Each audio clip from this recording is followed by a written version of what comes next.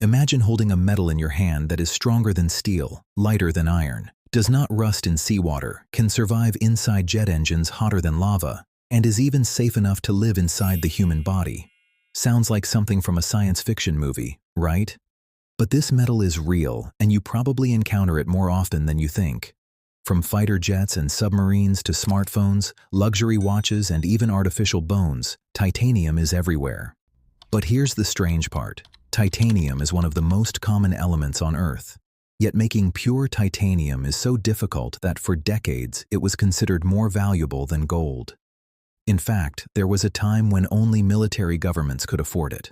So the real question is, if titanium is everywhere in nature, why is it so insanely hard to make? And what exactly happens inside those giant factories that transform ordinary black sand into one of the most advanced metals on Earth? Everything begins with rocks and sand, because titanium is never found sitting around in shiny metal form. It is trapped inside minerals deep underground. The two most important titanium ores are ilmenite and rutile. These minerals are mined in countries like Australia, South Africa, Canada, and India. Sometimes miners dig huge open-pit mines, while in other places, titanium-rich sand is simply collected from beaches using giant machines. Yes, some beaches literally contain black sand loaded with titanium minerals. Once the ore is collected, the real challenge begins. The raw material is crushed into fine particles and separated using magnetic and electric machines. This step removes unwanted rocks and increases the titanium concentration. But even after all this, there is still no shiny titanium metal yet, because titanium absolutely loves oxygen. The moment pure titanium touches air at high temperatures, it reacts aggressively. That single property is what makes titanium production such a nightmare. To understand the problem, imagine trying to melt ice while it keeps instantly freezing again. That is basically what engineers face with titanium. If they simply heat titanium ore like iron ore, it reacts with oxygen, nitrogen, and even carbon from the furnace. The result becomes weak and contaminated. For centuries, humans knew titanium existed, but nobody could make large amounts of pure metal because of this problem. Then in the 1930s, a scientist named William Kroll came up with a method that changed everything. Even today, most titanium on Earth is still produced using his invention, called the Kroll Process. And this process is so intense that it looks more like chemistry than metal making. First, purified titanium ore is mixed with chlorine gas at extremely high temperatures. This produces a strange liquid called titanium tetrachloride. It looks clear like water, but it is highly toxic and reacts violently with moisture. Factories carefully distill this liquid again and again to remove impurities, because even tiny contamination can ruin the final titanium. Then comes the most dangerous stage. The purified titanium tetrachloride is pumped into a sealed steel reactor filled with molten magnesium. The temperature inside is around 800 to 900 degrees Celsius. At this point, magnesium steals the chlorine atoms away from titanium, leaving behind pure titanium metal. But it does not come out as shiny bars. Instead, it forms a rough gray porous mass called titanium sponge. It literally looks like chunks of burned rock. And here's the crazy part. Opening the reactor too early could cause the titanium to react with oxygen and catch fire.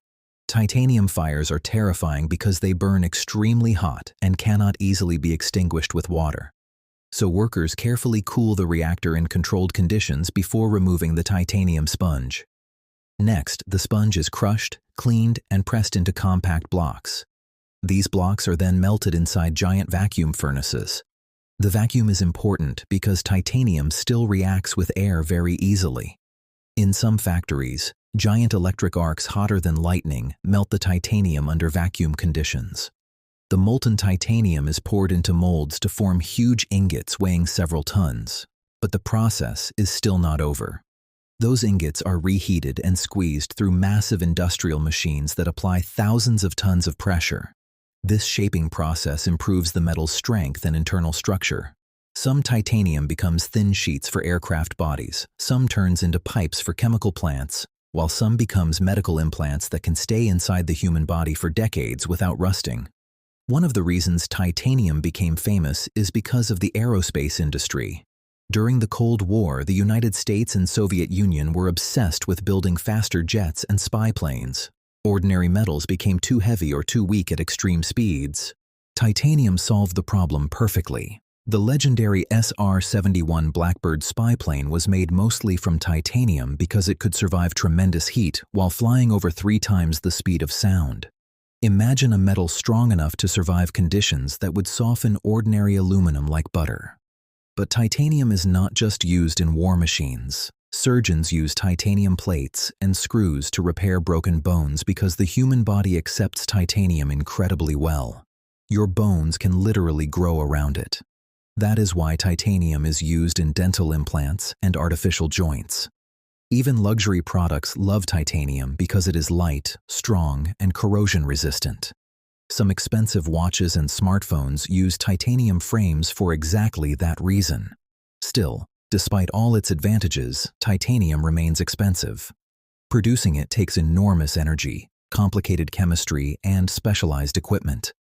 Steel can be made much faster and cheaper, which is why we do not build entire skyscrapers from titanium. In fact, titanium production is so difficult that many scientists are racing to invent cheaper methods. One experimental process uses electricity directly to remove oxygen from titanium ore, potentially making titanium much more affordable in the future. And if that happens, the world could change dramatically. Imagine cars as strong as steel but much lighter, airplanes using less fuel, or buildings that never rust near oceans. Some engineers even believe titanium could become one of the most important metals for future space exploration because it handles extreme conditions so well. What makes titanium fascinating is not just the metal itself, but the journey behind it.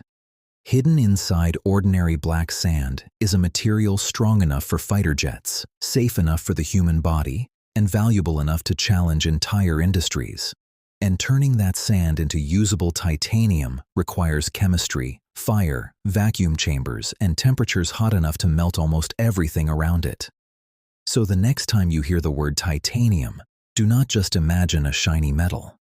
Think about the impossible challenge humans had to solve to create it, because titanium is not simply mined from Earth. It is wrestled away from nature through one of the most difficult manufacturing processes ever invented.